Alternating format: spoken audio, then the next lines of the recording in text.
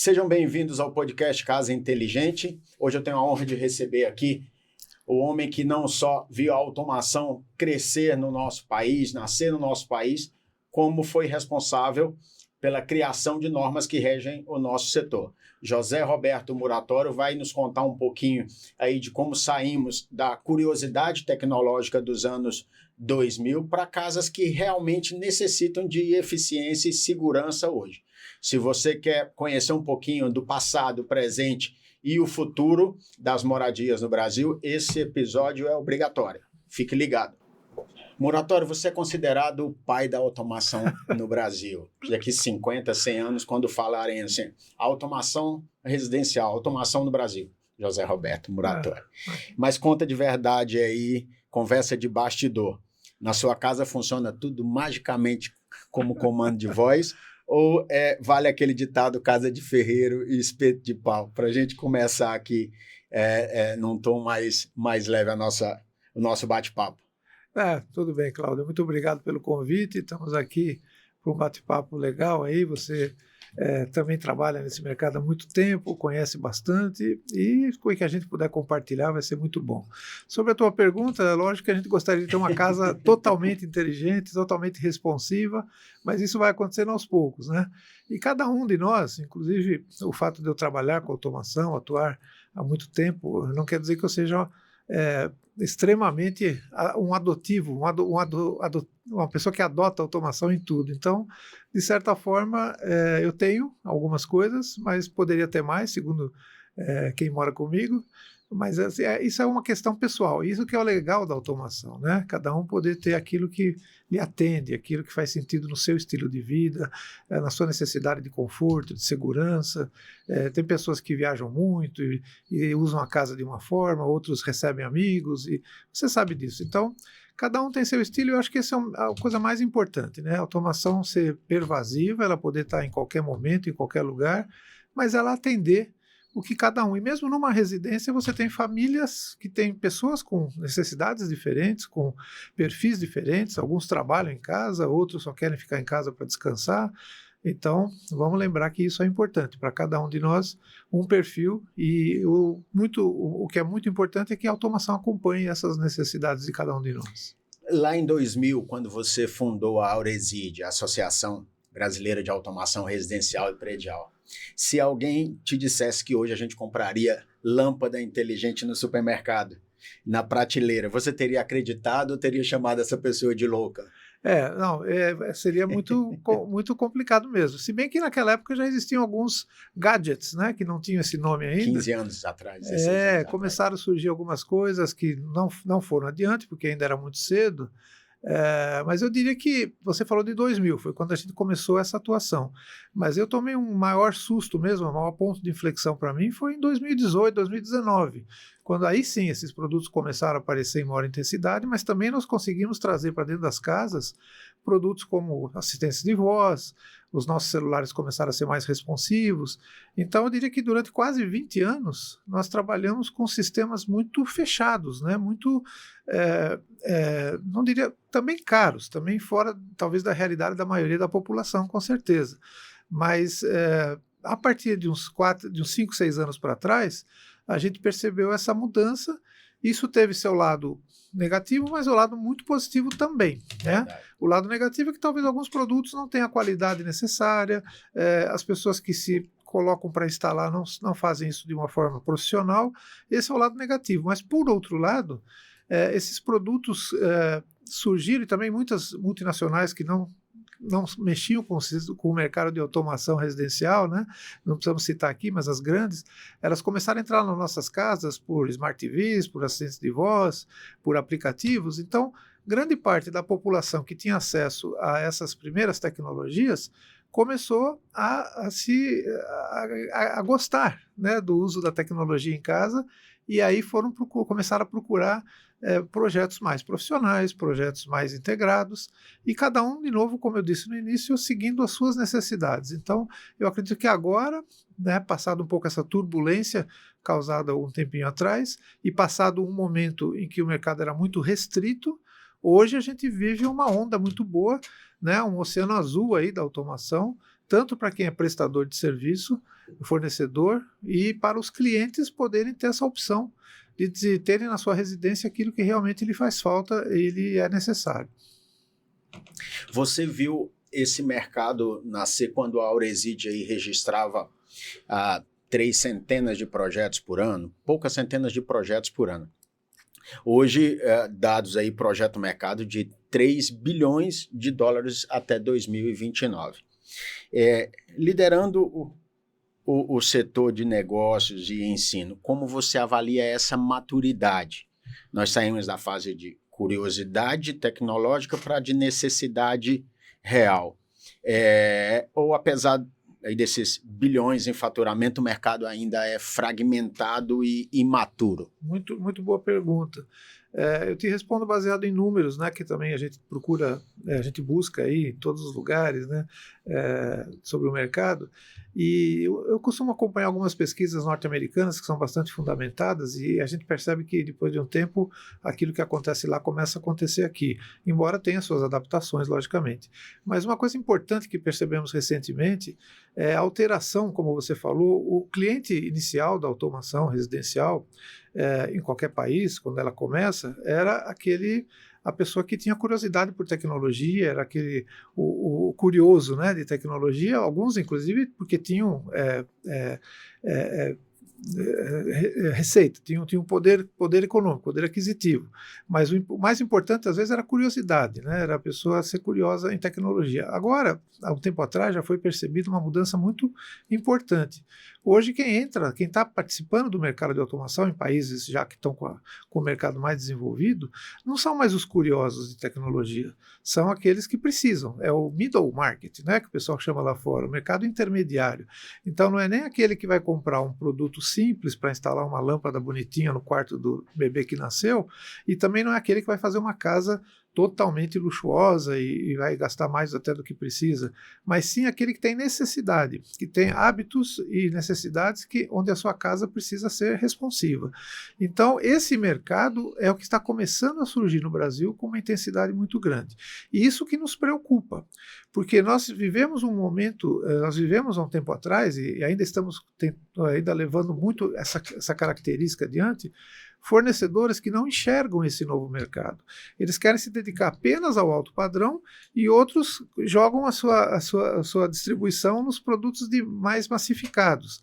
Então, esse mercado intermediário, para nós, na nossa visão, e números comprovam isso, é o mercado que vai ter mais oportunidade nos próximos anos, mas às vezes eu enfrento alguns desafios, eu ouço muitas histórias, né, de colegas, de integradores que perderam clientes de potencial muito bom, porque quando foram apresentar um projeto, o preço era razoável, o cliente concordava, mas eles não tiveram acesso aos fornecedores no momento certo.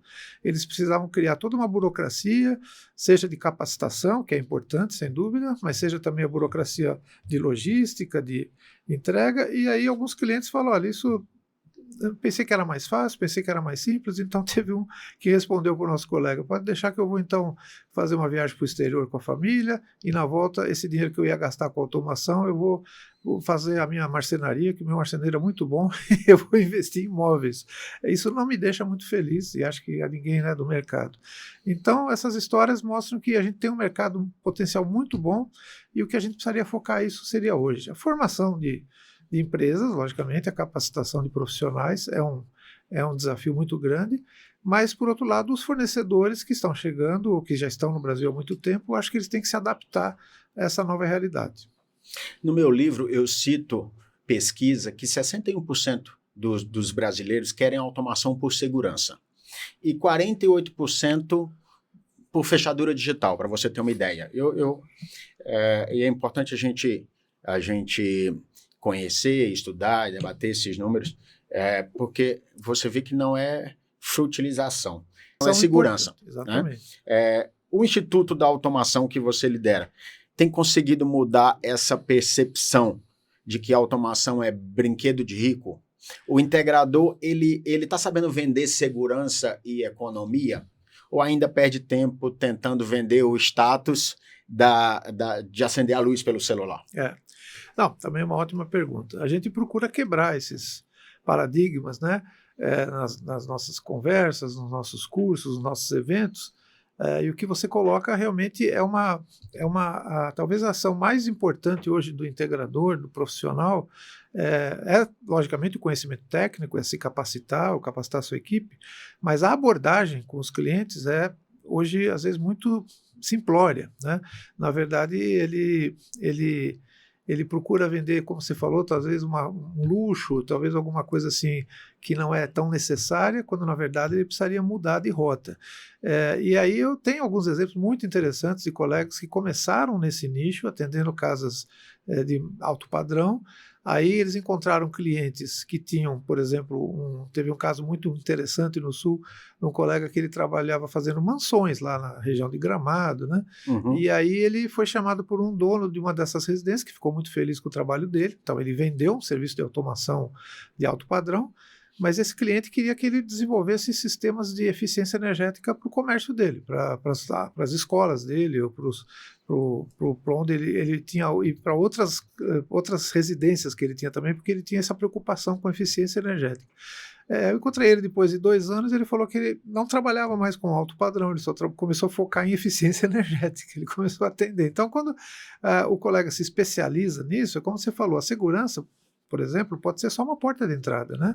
Mas ele tem que conhecer, ele tem que saber o que oferecer. Seja um sistema de controle de acesso mais evoluído, mais sofisticado, seja um sistema de câmeras, de vigilância, isso vai fazer ele estar dentro da casa do cliente e depois poder oferecer outros benefícios que aí vão para a área de conforto, para a área de eficiência energética, etc. Então, essa abordagem realmente, eu diria que a população brasileira, assim, o morador brasileiro ainda não está recebendo a informação como deveria. Essa é uma missão nossa, tentar transmitir isso para quem faz a propagação, né? Para quem vai ser o replicador dessas soluções no mercado. Você não tem só uma lista de sites, de projetos que você lidera, participa e contribui. É um funil de autoridade, é um ecossistema que vai aí na parte de conscientização, Lar Inteligente e a revista Prédio Inteligente que você contribui, o Instituto de Automação, que aí entra na questão da educação e normatização, conexão de mercado seria o Projeto Conectar. Sim, para conectar tudo isso, né? Que depois que a Aureside fechou em 2021, você iniciou o Projeto Conectar. Estou fazendo uma introdução para depois o nosso ouvinte aí entender. O prédio eficiente seria aí uma especialização vertical. Na área de prédios corporativos, mais corporativos. A casa inclusiva seria uma especialização assistiva, vamos dizer assim. Para longevidade, para assistência. E o projeto de automação, né, que é uma prática profissional. Sim. Você monitora tanto o consumidor final quanto o ecossistema de empresas e projetos. Uhum. O que o Conectar te revelou sobre a maior barreira hoje? É o preço do produto ou é a falta de confiança no integrador? Um pouco de tudo. A tua pergunta também, eu acho que até tem mais informações aí por trás, né? Uma delas é a divulgação muito não focada. Então, por exemplo, bons fabricantes, boas empresas até maduras totalmente já, que surgiram no Brasil, outras que são multinacionais com uma área de distribuição bastante bem atendida, elas não se posicionam, né, esses fornecedores, e o mercado é assim no mundo todo, eles não atendem clientes finais, né? Então, se você entrar no site de uma empresa que você conheceu, que você ouviu falar, e ver lá uns produtos bonitos e tal, e mandar uma mensagem, eles não vão te atender. Mas eles poderiam indicar um integrador responsável para fazer esse atendimento. A maioria não se preocupa com isso. Então, existem vários obstáculos, né, nessa comunicação, e um deles é esse. Então, quando nós criamos a associação e depois esses outros programas, a ideia foi tentar equalizar um pouco. Então, assim, o integrador ele tem que estar certificado, qualificado pelo fornecedor, e o fornecedor tem que dar fluidez à demanda para o integrador. Essas duas coisas nem sempre acontecem. Então, o que ocorre muito, e eu percebo que isso é um problema, e a gente tenta ajudar, o integrador que não está ainda qualificado querer acessar produtos que ele não vai ter como instalar bem, fazer um bom serviço, e aí o fornecedor tem toda a razão de não atendê-lo, e o contrário também, né? Quer dizer, o fornecedor já está atendendo uma certa gama e ele tá acomodado com aquilo, ele não quer atender uma demanda maior porque ele julga que os novos integradores podem causar um problema maior de suporte técnico, ele vai ter que correr atrás de novas burocracias e logísticas, então é muito comum um integrador muito bom, que tem um potencial na sua região muito bom, que se formou, que se empenhou, chegar num desses fornecedores e ouvir um não. Né? Não, eu não quero, já tem alguém na sua região, eu não vou te atender, ou estou satisfeito com o que está acontecendo, eu ouço muito isso. Então, essa barreira ainda precisa ser realmente muito resolvida. Então, a nossa atuação é tentando equilibrar esses pontos, porque todos têm que, eu imagino que se todos esses personagens que nós falamos, porque são dois, né? Fornecedores de produtos e soluções e integradores, só que cada um tem qualificações diferentes. Produto vai ser que tipo de produto, qual o preço desses produtos, como que eu instalo. Então, são várias categorias. Do outro lado, instaladores, integradores têm diversos níveis. Então, quando você faz essa junção, ela pode causar muito desequilíbrio no mercado. E a nossa ideia é equalizar isso. Então, os projetos têm que ser atendidos de uma forma homogênea, sejam eles projetos complexos, vão ser atendidos por fornecedores, produtos e integradores que têm essa competência. Se são projetos mais, por exemplo, replicáveis, que são projetos pequenos, você fala, por exemplo, um prédio que tem 50 estúdios de pequeno tamanho, que vão ser feitos 50 estúdios. Então, você fazendo um e fazendo bem ele feito, você vai replicar 50. É um projeto totalmente diferente de fazer uma casa de alto padrão. Então, para cada uma, se você conseguir equilibrar o fornecedor adequado, o tipo de solução adequada, com um prestador de serviço que sabe fazer desde o projeto até a implantação, você vai ter sucesso. E é esse equilíbrio que a gente vem buscando já, tá? Muratori, a automação deixou de ser luxo para ser infraestrutura. Com o mercado crescendo 22% ao ano. Uma casa construída hoje, sem previsão para automação, já nasce velha e desvalorizada? Eu acredito que sim, totalmente, porque na área de projetos que nós trabalhamos rotineiramente, a gente ainda vê muito isso, né? Não só no cliente final, porque talvez para o cliente final, junto com talvez com o arquiteto ou o profissional que acompanha ele, eles não tenham ainda esse conhecimento e a gente precisa chegar nele, mas eu vejo também, por outro lado, infelizmente, muitas construtoras que não se preocupam com isso ao fazer um prédio de alto padrão. Eu acho isso inacreditável, porque esse prédio vai estar pronto daqui 3, 4 anos, e como é que ele vai ser colocado à venda, como é que ele vai ser colocado no mercado, e dito que é como se você comprar um carro hoje que você não pode ter ele automático nem com direção hidráulica, né? Mais ou menos a mesma questão. Então, acho que está se passando por um problema complexo aí, e é muito necessário pensar num projeto desde o nascimento. Né? Tanto que uma das coisas interessantes que está acontecendo em algumas cidades é o incentivo ao retrofit. Né? Então, pegar prédios antigos e você retrofitar. E quando você fala em retrofit, não é só trocar o tipo de construção, mudar a parede ou mudar o tipo de porta, mas é também colocar tecnologia. Né? Não dá para você pegar um prédio que foi construído há 50 anos atrás e vai ser retrofitado hoje, né, ou reformado, e não pensar em atualizá-lo tecnologicamente. O cliente mudou. Nós temos hoje mais smartphones do que habitantes no Brasil. O mercado está preparado para esse cliente digital e exigente, né? Ou ainda tenta empurrar tecnologia analógica? Não, eu acho que essa realidade está mudando.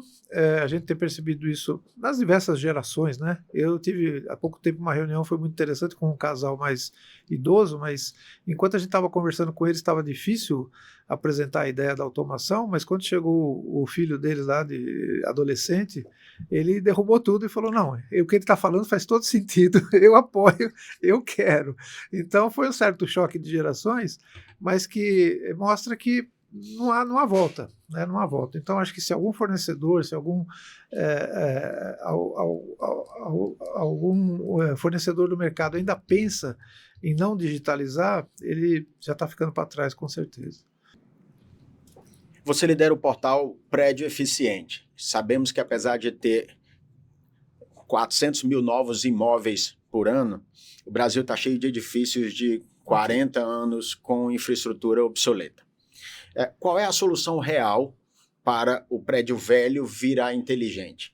O wireless é a única saída ou dá para salvar a infraestrutura antiga? O maior gargalo é técnico ou é a mentalidade do síndico?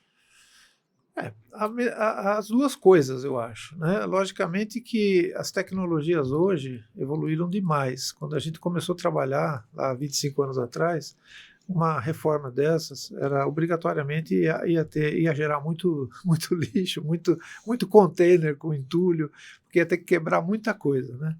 Eu diria que ainda existe um pouco essa necessidade, mas bem mais limitada, porque as tecnologias sem fio elas evoluíram muito, né?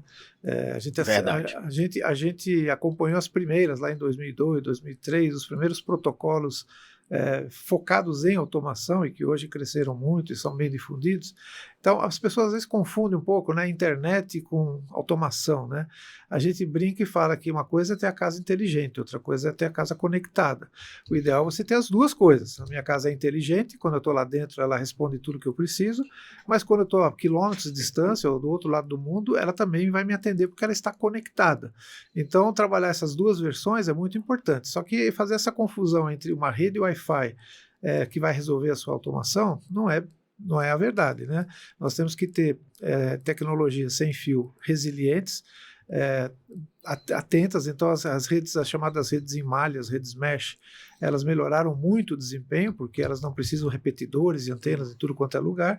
Respondendo a tua pergunta, os prédios mais antigos, muitas vezes eles têm, aqui no Brasil principalmente, né, a questão do tipo de construção, né, muito concreto, muito ferro. Isso impede um pouco, em alguns lugares, o desenvolvimento melhor das tecnologias sem fio. Às vezes você pega mercados como o americano, onde tem muita construção leve, né, construção de drywall, de madeira, então lá é uma maravilha. Mas assim, sempre um bom projeto, sempre uma vistoria prévia vai permitir um prédio desse, e eu diria para vocês que hoje existe uma boa, para os gestores condominiais, por exemplo, que muitas vezes eles reclamam do investimento, que não tem capital, existem várias formatos de negócio hoje, onde você pode fazer uma introdução de uma tecnologia num prédio desses e pagar de forma recorrente. Você não precisa fazer um investimento de uma vez, né? A tecnologia ela se paga com o tempo. Então, ou com linhas de financiamento com um tempo de carência maior, ou os próprios fornecedores bancam, vamos dizer assim, a introdução dos equipamentos. Surgiram muitas portarias remotas, por exemplo, é uma tendência hoje no Brasil, nas grandes cidades, né? Só para falar da parte de segurança. Mas a parte de automação também está indo para isso. Você poder instalar equipamentos e o gestor do condomínio ou o cliente pagar isso pelo uso e não por um investimento pesado inicial. Isso vai ajudar muito também a introdução de tecnologias. E continuando esse tema de eficiência, de valorização, muitos vendem o prédio verde porque tem placa solar, mas a operação é ineficiente. E as tarifas do Brasil, elas estão entre as mais altas do mundo, né? Eu tento provar no meu livro que a automação ela gera uma valorização de até 15% ou um pouco mais no imóvel. O mercado imobiliário já comprou essa ideia de que a automação se paga com essa economia na operação, ou ainda olham apenas o custo inicial da obra, na sua opinião? A minha opinião é o seguinte, eu acho que a gente tem que pensar sempre nos diversos personagens, né? Quando a gente faz um projeto para um prédio novo, você tem várias configurações. Você tem o incorporador ou os investidores, né, que querem o retorno daquele investimento. Você tem a construtora, que às vezes participa do grupo de investidor, às vezes não, às vezes ela é só uma operadora durante o tempo. E depois você tem o gestor condominial. Então é como você falou, você projetar um prédio verde é uma coisa, você operar esse prédio é outra, né? Então, entre você sair do primeiro momento, que é o investidor, que ele teve toda a intenção ali, chamou especialistas, arquitetos, engenheiros, fizeram um projeto voltado para dar retorno. A construção do prédio seguiu um certo ritmo, seguiu projetos bem feitos, bem integrados, mas quem disse que o gestor condominial vai implantar tudo aquilo que foi pensado? Se é normalmente um investimento onde, o que eu tenho percebido, tá, Cláudio? Quando o investidor, o incorporador, participa da gestão do prédio, aí sim, você consegue ter muito mais significância, né? Muito mais significativo você mostrar a taxa de retorno, você mostrar que o investimento vale a pena, porque a empresa vai operar. Nós tivemos um exemplo muito interessante num prédio que nós fizemos, eram 2 prédios no mesmo terreno. Um era um residencial normal, que foi entregue à gestão condominial, e o outro foi retido pelos investidores para fazer um prédio de ocupação temporária. Tá? Então, esse prédio teve um projeto diferenciado, teve muito mais tecnologia, um prédio pequeno, mas no mesmo terreno, que é uma região que tem muita demanda por hospedagem temporária, né? E como isso ficou retido com os investidores, toda a tecnologia projetada foi implantada e até hoje está funcionando e o retorno foi muito bom. O outro prédio, nós fizemos um projeto normal, quando foi para a mão do condomínio, aí cada um faz o que quer, entendeu? Então então assim, depende muito da análise que é feita nesse prédio. A gente hoje tem trabalhado, por exemplo, com a rede de hotéis, com redes de hotéis. Então, às vezes é mais fácil você mostrar um hotel, porque ele sabe como ele vai funcionar e quais são os parâmetros que ele precisa, né? A taxa de ocupação, a diária média. Então você calcula. É um gestor, né? É um gestor. Então aí você pode mostrar e pôr no papel. Agora, quando você vai falar para um condomínio, pode ser até um síndico profissional, nós não estamos criticando o síndico em si, aqui ele tem muitos outros problemas. Então, e não foi ele o responsável pelo projeto. Então a construtora faz um projeto onde está previsto lá você colocar 50 câmeras no prédio, mas a construtora entrega meia dúzia, entendeu? Para começar o prédio a funcionar. Depois quem tem que montar as outras tantas é o condomínio, e ele só vai fazer isso quando ele tiver recurso ou quando ele for obrigado por algum acontecimento. Então, só para dar um exemplo de que isso que você perguntou depende muito de quem está por trás de um investimento, mas isso deveria ser combatido, né? Deveria ser personalizado, ou seja, cada projeto que inicia devia receber esse tipo de valoração antes de começar a construção até, né? Eu chego a afirmar, inclusive, em um trecho do meu livro, que a falta de automação faz o condomínio jogar dinheiro pelo ralo. Com certeza. Assim como você concorda e eu quero a sua opinião. O condomínio que não automatiza está desperdiçando o dinheiro do morador? Com certeza. Com certeza. Nós temos exemplos muitos, eu não vou citar assim nenhum pontualmente, mas, por exemplo, quando começou aqui em São Paulo a introdução da portaria remota, muitos prédios foram relutantes nisso, né? Só que era um prédio, eu tive exemplos alguns muito próximos. Então, você tinha um prédio que você tinha lá 5 funcionários para trabalhar 24 horas, e eles representavam um custo X de folha de pagamento, mais encargos, etc.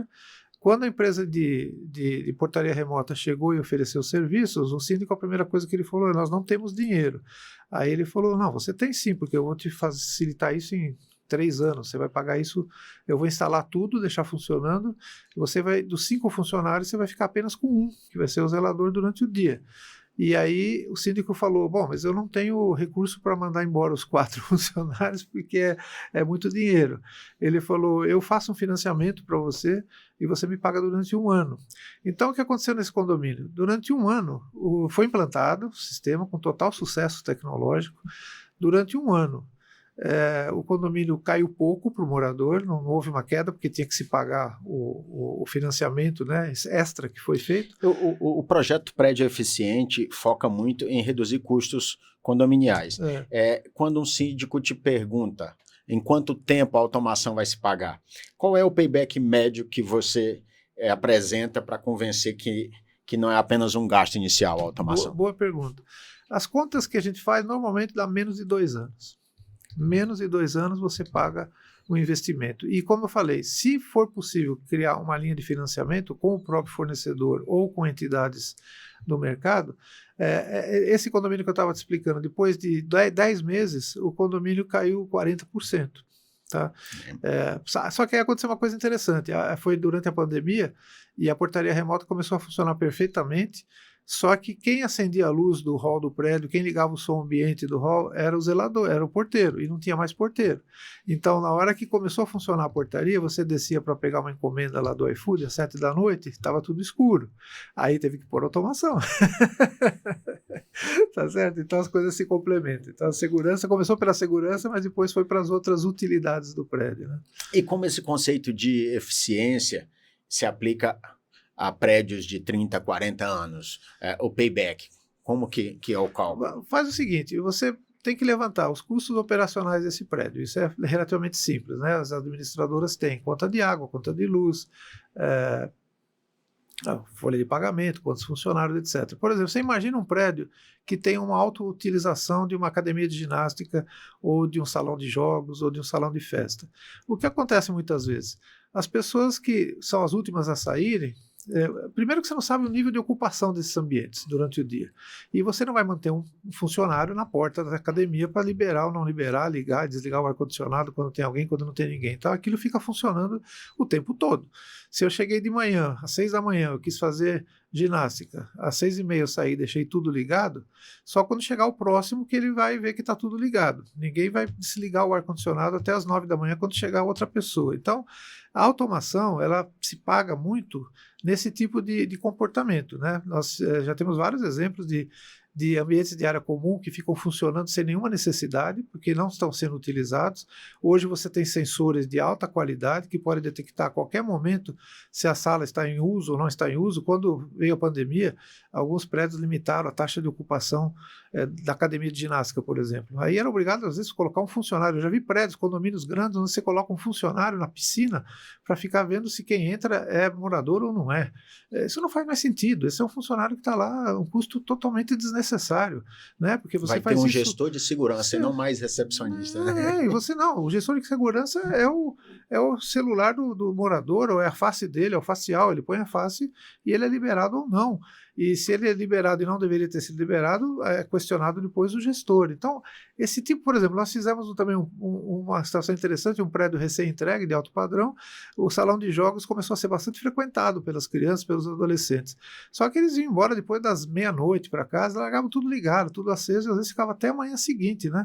O ar-condicionado e tal. Aí o síndico chamou o pessoal da automação e falou: olha, vamos mudar isso aí. Eu vou fazer assim, às 10 horas da noite, você reduz a iluminação pela metade, para todo mundo saber que é hora de ir embora, que vai fechar o salão.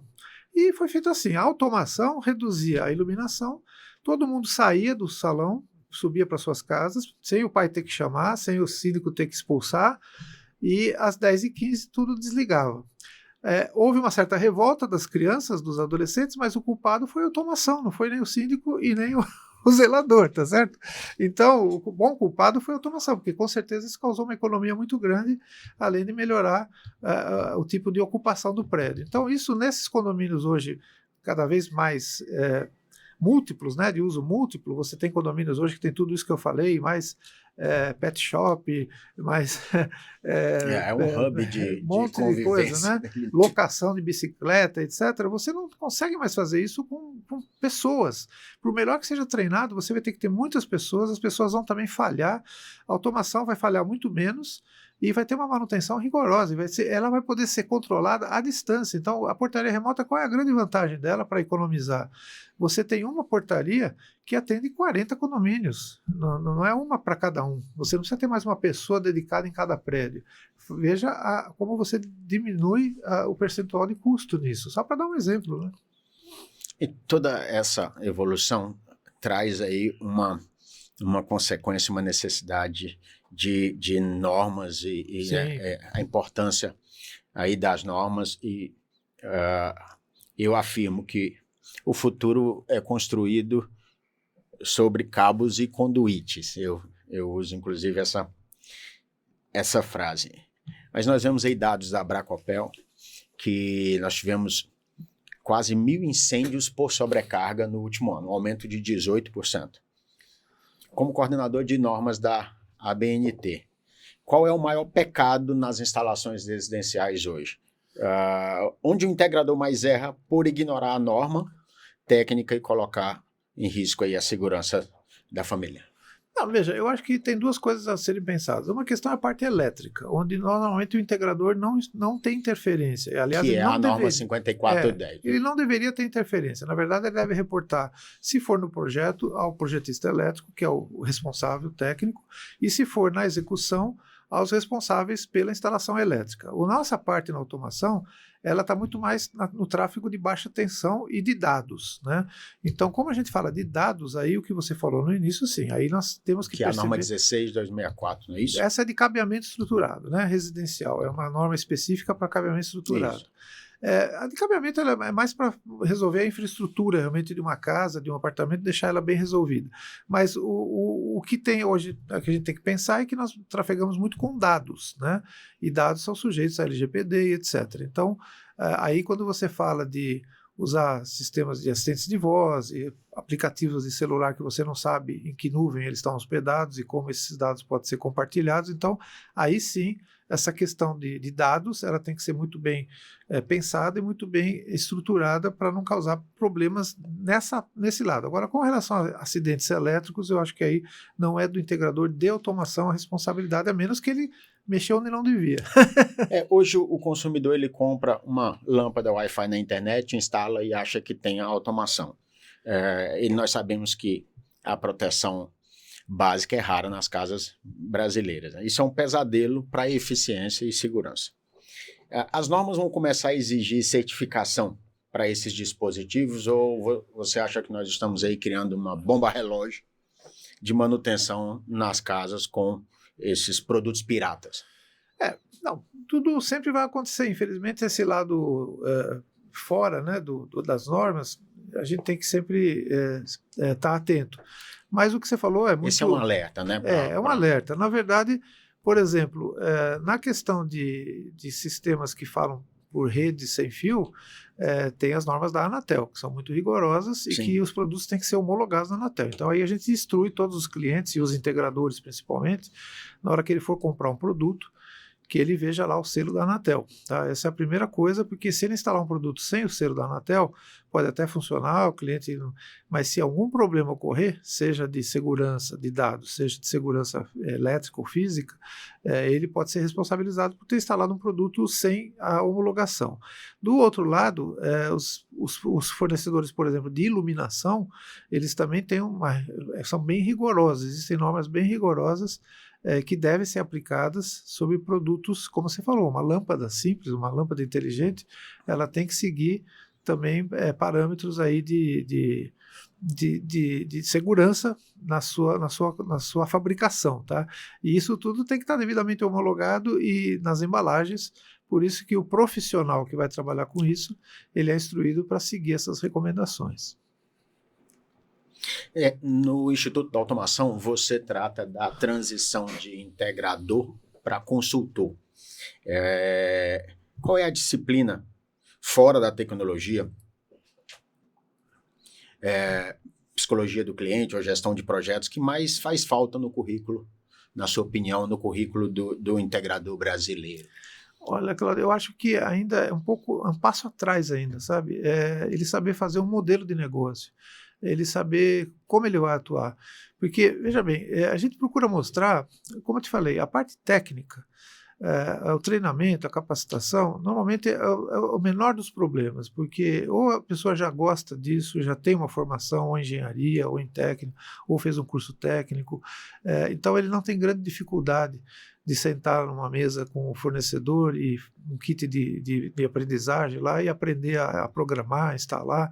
Isso normalmente não é o maior problema. O problema volta um pouco àquilo que nós já falamos, né? Como atender o cliente, o que falar para o cliente, como vender, mas isso é um aspecto, é uma das carências que eu ia te responder, já falamos antes, e a outra é estruturar o seu negócio. Quer dizer, na verdade, como o mercado ele é bastante aberto, bastante amplo, como eu falei, nós já tivemos casos de colegas que foram fazer lá um curso de integrador e eles já foram focados no seguinte, falaram, na minha região estão surgindo muitos empreendimentos para a terceira idade. Eu vou voltar para a minha cidade e vou desenvolver um negócio para esse público, porque eu já tenho 2 ou 3 condomínios lá que me procuraram e eu não sei nada sobre isso. Então, eles já formam um visual, um modelo, né? Um modelo mesmo de negócio, não é nem o plano de negócio ainda, é o modelo. Quem vão ser os parceiros dele, qual é o principal cliente dele, quem vão ser os fornecedores e quem vão ser os parceiros que vão levar ele para o cliente. Então, nós temos lá um curso chamado Empreender em Automação Residencial. É um curso bem básico, mas é um curso que explica, bem baseado até no que a gente fez no Sebrae, né?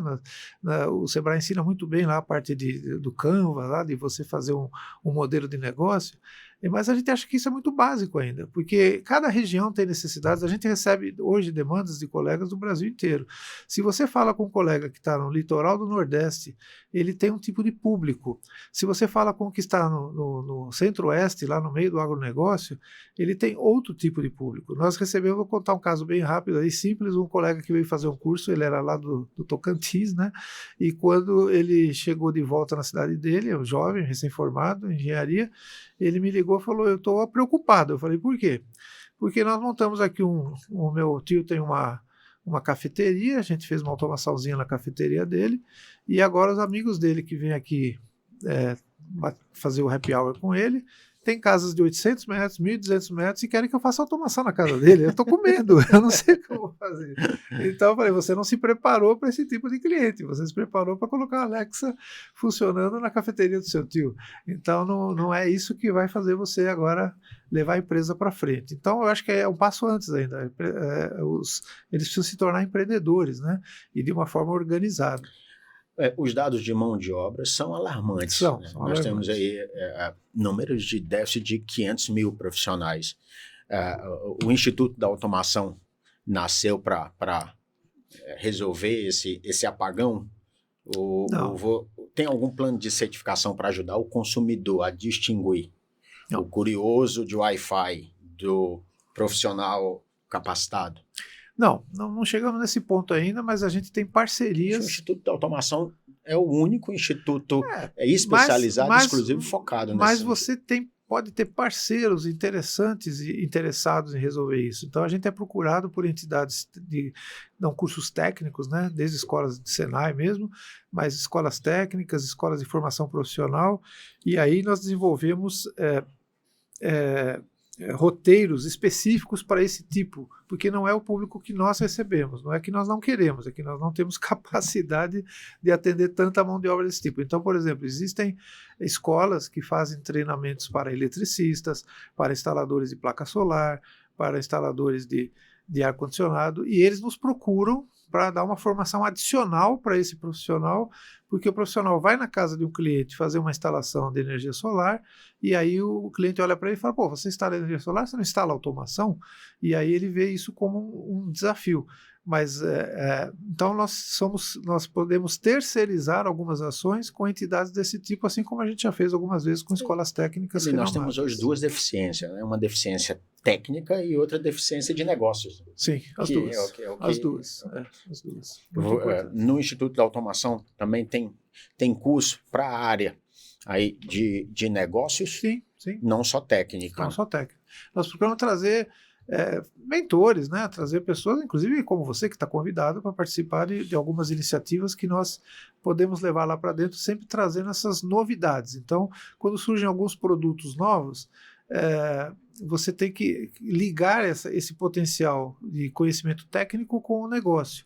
Recentemente, uma grande multinacional nos procurou porque começou a trazer painéis de LED muito grandes para o Brasil, e as primeiras vendas eles imaginavam que iam ser feitas apenas para o público corporativo, para shopping center, para empresas grandes multinacionais, etc. Só que de repente os clientes finais começaram a requisitar painel de LED de 200 polegadas para pôr nas suas casas. E aí eles não tinham mão de obra para isso. Então surgem necessidades pontuais. E aí você tem que atender, fazer um curso específico para primeiro ensinar o profissional a instalar e programar um painel de LED. Mas depois que ele aprendeu para fazer como é que ele vai replicar essa venda? Ele tem que ter um modelo de negócio. Modelo de negócio, exatamente. Então esse é um grande desafio mesmo. Eu afirmo que o integrador que só vende projeto está com dias contados. O futuro é um modelo de automação como serviço. Sim. E eu quero ouvir a sua opinião. O mercado brasileiro já tem maturidade para assinar automação como assina Netflix? Como convencer o cliente de que o contrato de manutenção é essencial quando nós temos equipamentos críticos aí que duram em média 5 anos? Exatamente. Qual é a sua opinião sobre esse tema de automação como serviço? Assim como TV para assinatura, assim como stream, enfim, que inclusive na parte de segurança eletrônica, também. esse modelo de negócio já existe, já está aí. O as a service. E a automação? Difícil. Só fazendo um paralelo. No mercado norte-americano hoje, os integradores, eu vi pesquisa recente, mais de 50% dos integradores dizem que já vivem de receitas recorrentes. Então lá é um modelo de negócio consistente. Eles não ganham só na instalação, eles ganham no acompanhamento, na modernização do equipamento, né? Então quando você tem um upgrade de tecnologia, ele liga para o cliente e fala, olha, eu vou aí para te implementar uma melhoria porque você já me paga uma assinatura, então eu vou me atualizar, e o cliente fica muito feliz com isso e paga a assinatura com muito gosto. Então integradores que eram integradores normais, que vendiam um projeto e nunca mais visitavam o cliente, hoje eles estão mudando o perfil de negócio deles para o as a service, ou seja, para um pagamento recorrente. No Brasil nós temos grandes dificuldades. Eu acompanhei inclusive algumas concessionárias grandes, multinacionais, que tentaram fazer esse trabalho e morreram na praia por enquanto, né?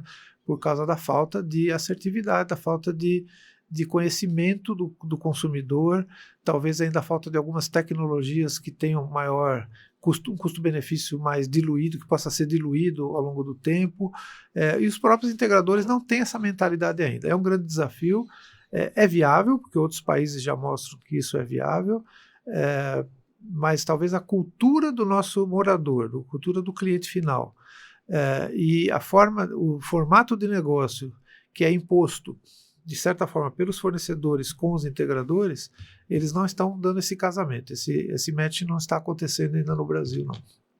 Você fala sobre Casa do Futuro lá desde 2000. Qual tecnologia que você achou que seria onipresente acabou sendo um falso brilhante?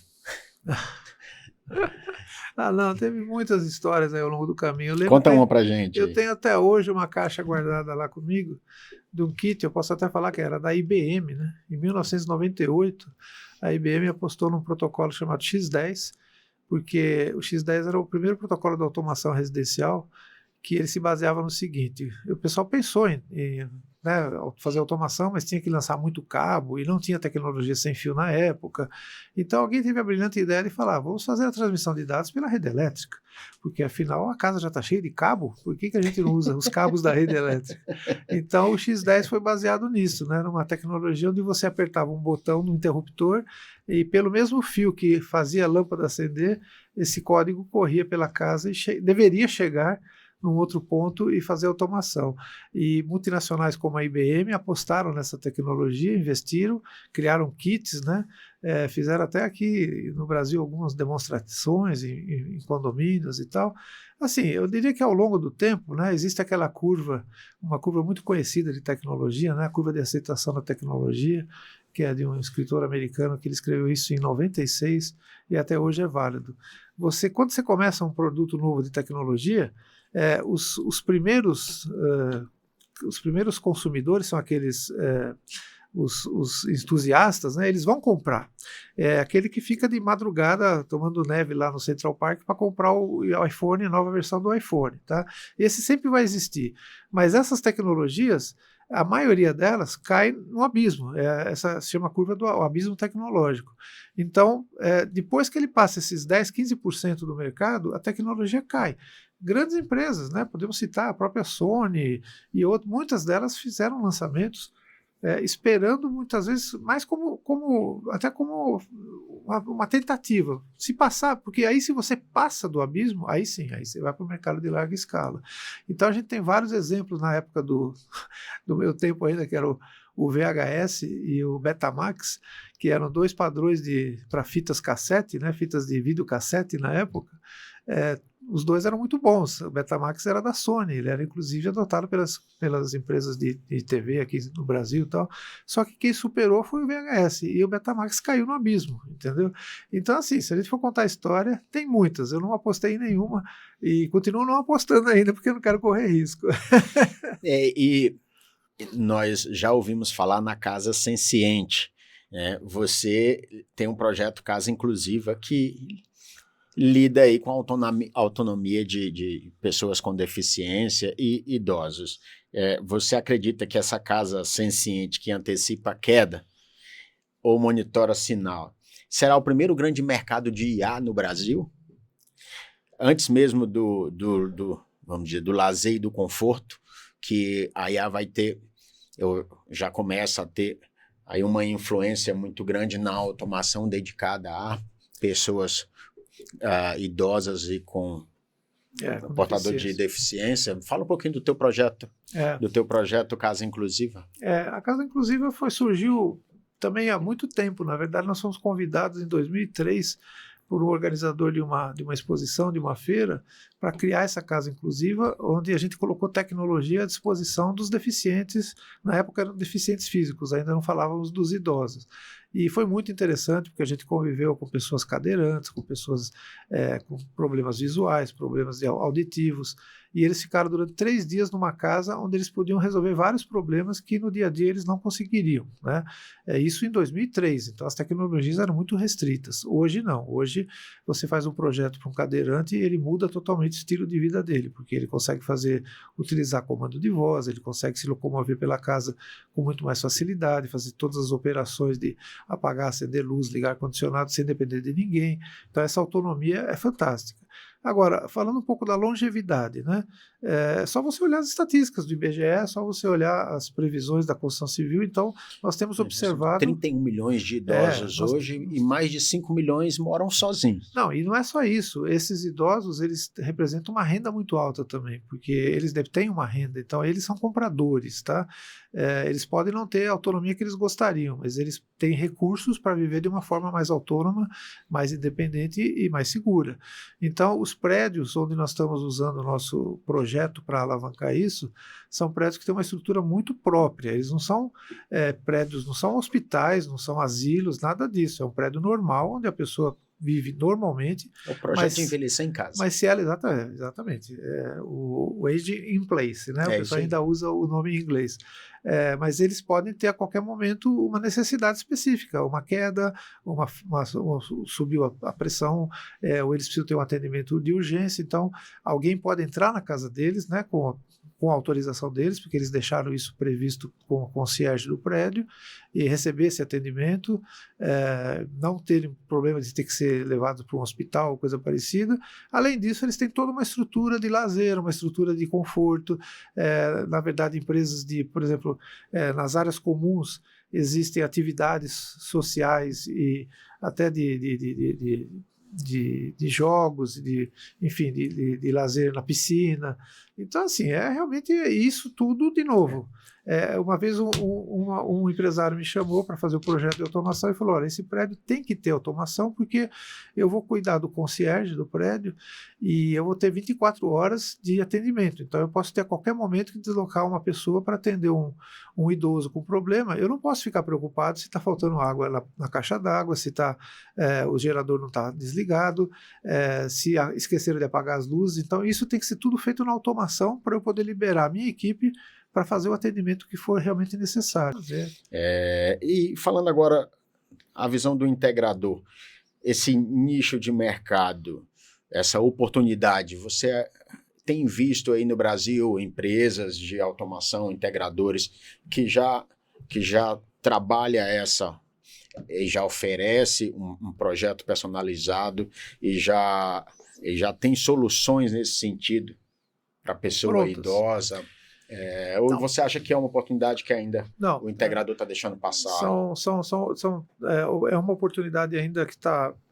Eu tenho participado, inclusive existe uma feira, né, anual, aconteceu em novembro, de longevidade, Toda a gente participa de debates e palestras de pessoas com experiência no Brasil inteiro sobre isso, e a gente vê que ainda há vários obstáculos a serem vencidos. O primeiro deles é a questão de você encaixar o idoso como um cliente normal, né? Não tratá-lo como algo tão diferente.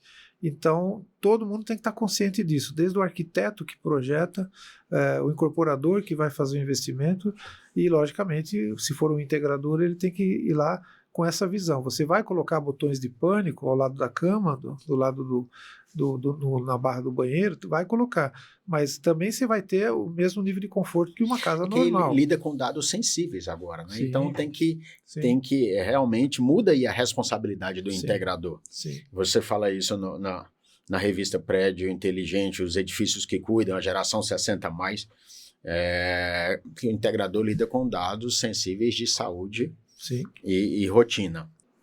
Você tem o Conectar, o prédio eficiente, a casa inclusiva, o instituto. Se você tivesse que escolher um legado para o mercado de automação nos próximos 10 anos, seria a normatização técnica, a eficiência energética ou a dignidade humana através da tecnologia inclusiva?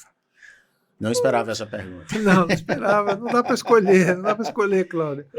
Na verdade, assim... Então, eu admito a minha incapacidade de ser um especialista. Eu prefiro ser multidisciplinar, eu prefiro ser alguém que fala de tudo, entendeu?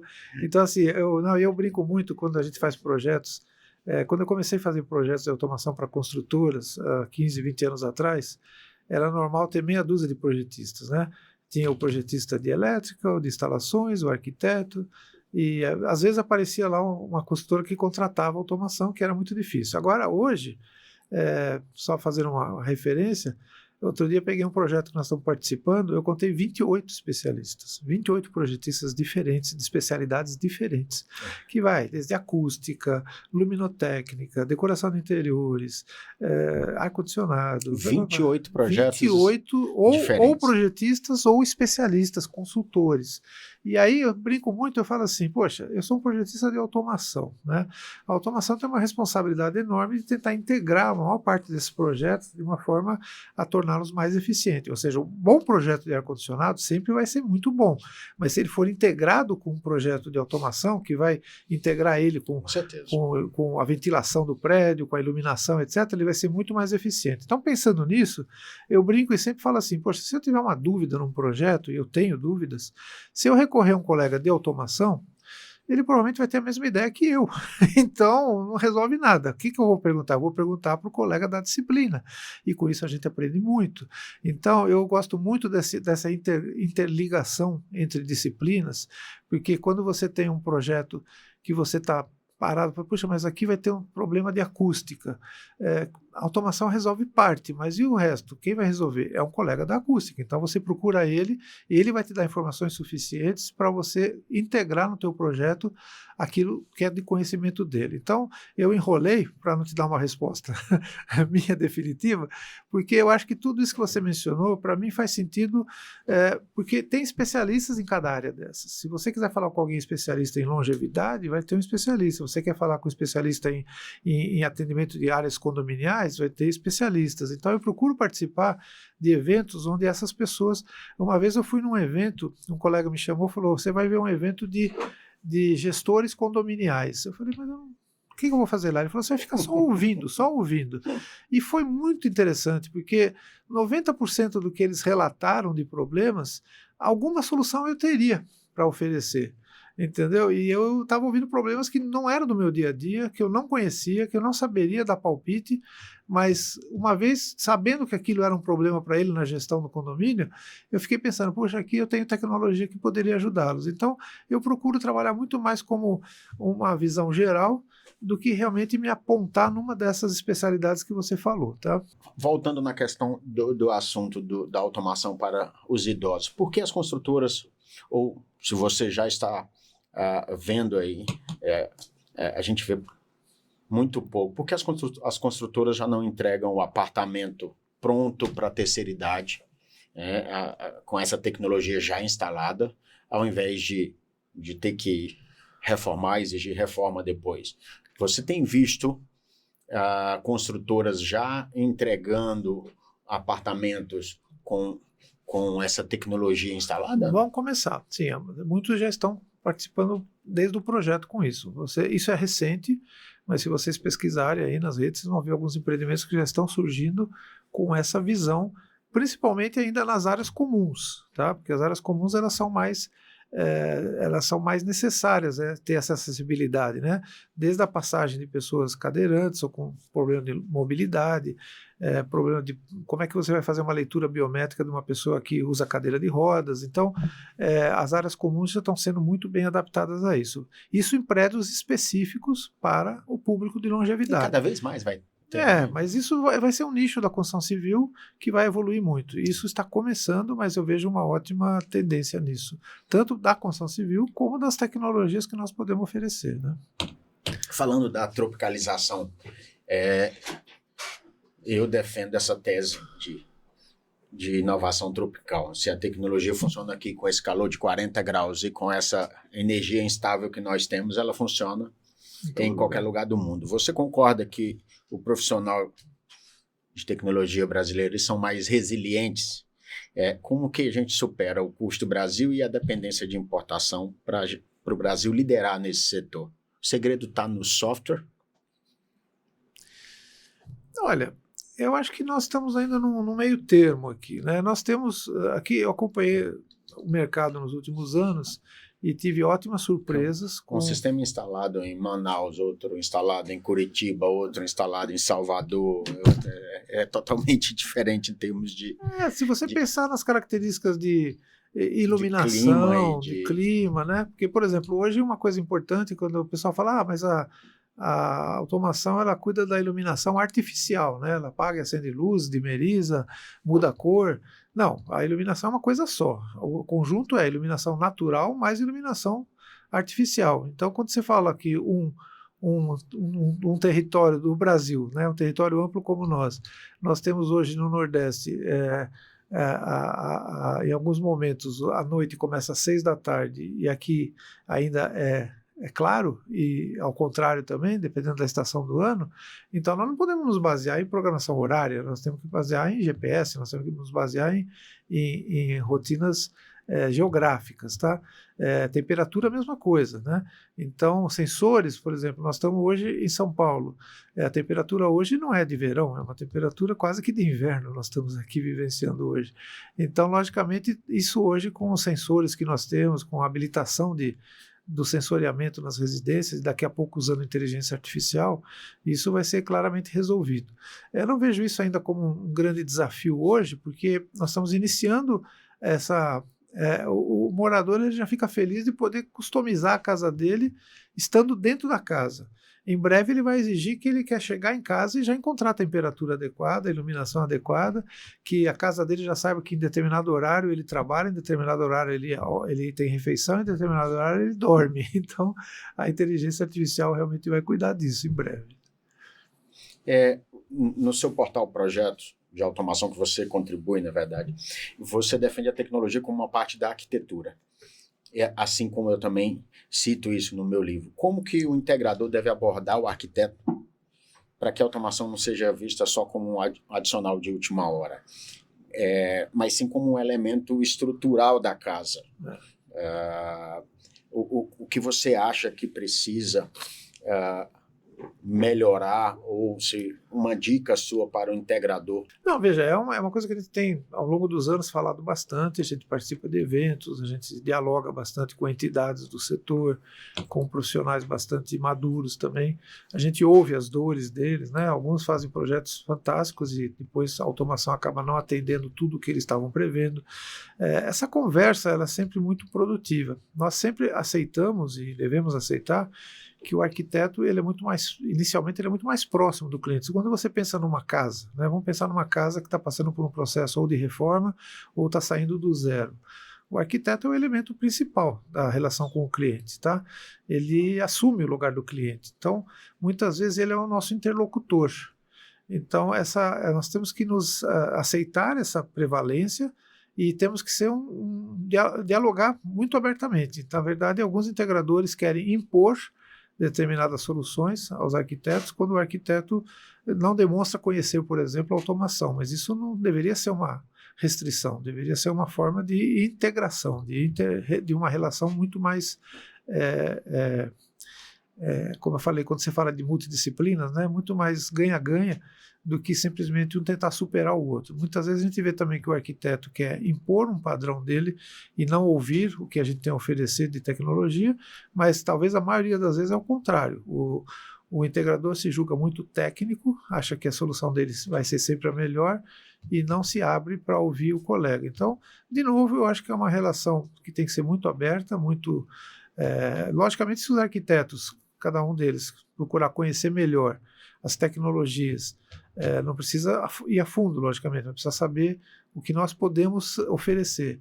Mas, por outro lado, também o integrador tem que saber reconhecer essa prevalência do arquiteto, porque ele que está fazendo o projeto, ele que tem todo o conhecimento da rotina, do dia a dia, do que o cliente pediu para ele. Nós entramos aí nessa era da casa senciente, da casa que antecipa, da inteligência artificial na automação residencial. O mercado brasileiro está pronto para vender essa inteligência invisível e preditiva, porque eu vejo que nós estamos presos ainda na venda do interruptor, na venda da Wi-Fi que depende do celular. Então, o que você tem visto, o que o Instituto de Automação tem de capacitação nessa área, qual que é a sua visão de futuro no que se refere à inteligência artificial? Nós vemos a questão da quantidade de dados dentro da residência e a Lei Geral de Proteção, ela protege o consumidor quanto a isso, mas nós vimos muitos fabricantes, né, que aí não obedecem, enfim. Fala um pouquinho para a gente sobre inteligência artificial e automação residencial. Legal. Do que você tem visto. Bem recentemente eu fui convidado pela Associação Brasileira de Internet das Coisas para participar de um grupo da ABNT que vai traduzir algumas normas estrangeiras sobre inteligência artificial e cidades inteligentes. E por que eu fui chamado? Porque a casa e o prédio faz parte da cidade. Não adianta você falar em cidade inteligente pensando só no sistema de trânsito ou na segurança pública, né? Então, aos poucos, eles foram ampliando o espectro dessa normativa. Quando começaram a falar de cidades inteligentes, aí foram descendo um pouco e chegaram, os prédios inteligentes, eles fazem parte da cidade inteligente.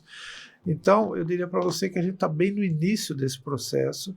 É um trabalho ainda muito interessante. Por exemplo, eu fui convidado porque a gente fez algumas explanações, alguns artigos sobre os gêmeos digitais, né? E o que seria um gêmeo digital na automação? Seria uma coisa importantíssima, que no exterior a gente já viu algumas aplicações. Você começou a projetar um prédio. Eu vou falar de prédio porque é meu conhecimento, mas eu já tenho colegas que trabalham aí projetando áreas realmente urbanas. Mas falando de um prédio, pensando num prédio um pouco mais complexo, né, com uma área comum bastante vasta, com muitos itens, muitos ambientes separados, como a gente tem visto hoje, prédios que abrigam famílias, abrigam comércio, abrigam hospedagem temporária e por aí vai, serviços. Por melhor que seja a equipe de arquitetura, de engenharia que faz esse projeto, eles não sabem, nós não saberíamos, nenhum de nós saberia como vai ser esse prédio quando ele começar a ser ocupado daqui a 3 anos. Será que aquele projeto que foi feito hoje, ele vai atender o uso desse prédio? Então, o Digital Twins, né, os gêmeos digitais, eles procuram fazer o máximo de simulações baseado nos expertises. Então, em vez de ter só um arquiteto que fez um belíssimo projeto, você chama alguns gestores condominiais experientes para eles darem opinião e fazer isso no programa funcionar, né? Numa programação mais intensa. Um sistema operacional. Então, a predial. inteligência artificial vai simular aquele projeto antes de você começar a limpar o terreno. Entendeu? Nós vamos conseguir simular como aquele prédio vai funcionar, e aí você vê que eu estou falando ainda bem antes da automação que você propôs, que é aquela automação dentro da casa. Mas a gente já tem que pensar nisso agora. Então, você fazendo uma simulação, eu estou falando não vou fazer simulação de uma residência ainda, porque não tem custo-benefício para isso. Mas imagina um condomínio grande ou um prédio com várias áreas, onde você vai ter um certo investimento, e você chegar para o investidor e falar, vamos tentar simular se esse prédio vai dar certo do jeito que ele está? Vamos trabalhar um mês aqui, um mês, ou menos do que isso, até numa programação, para você fazer correções na sua arquitetura, e no momento que a arquitetura é corrigida, todos os projetos também vão ser corrigidos. Então, a gente está dando esse passo, que é uma visão ainda muito estratégica, muito fora, mas já existe uma preocupação da Associação Brasileira de Normas Técnicas de pensar nisso. E tem, inclusive, a questão com essa popularização dos carros elétricos, que é a bateria do carro elétrico. Tudo isso está envolvido. É gerenciar a casa em horário de pico. Né? Nós já vimos esse projeto, Cláudio, em 2008, um projeto apresentado por uma empresa japonesa, se eu não me lembro, eu não vou lembrar o nome dela, uma dessas grandes, né? Eles fizeram um condomínio com 50 casas, isso em 2007, 2008, um condomínio residencial com 50 casas que tinha energia solar, energia eólica, e carros elétricos, isso já há quase 20 anos atrás. Tá? E foi feito um condomínio que ele era autossuficiente em energia. As pessoas carregavam o carro à noite, quando a energia ainda era barata, eles precisavam de um pouco da energia da concessionária, carregavam o carro. Se o carro não foi utilizado durante o dia, ou se sobrou energia, quando chegava à noite, era o carro que abastecia a casa. As casas, as 50 casas, nem sempre eram totalmente ocupadas. Tinha famílias que estavam viajando, tinha famílias que não usaram a casa durante um bom período. Então, aquela energia que ia ser daquela casa era usada por vizinho. E pode até comercializar com a equipe, com o comércio de fora do condomínio. Isso, em outros países, já funcionou anos atrás. Então, é uma ideia muito viável. A gente pensou até em alguns condomínios aqui no interior que não tinham...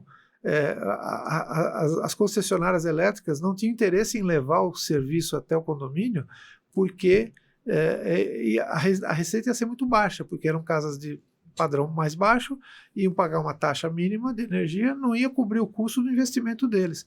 O condomínio foi até, os construtores foram até um financiamento federal na Caixa, e eles fizeram um sistema totalmente solar, onde a prestação que o cliente ia pagar aumentava em R$50, era menos do que a conta de energia. Olha. Durante 20 anos. Com isso foi instalado um sistema solar em todas as casas e a sobra da energia começou a ser vendida para o comércio que foi surgindo no entorno do condomínio.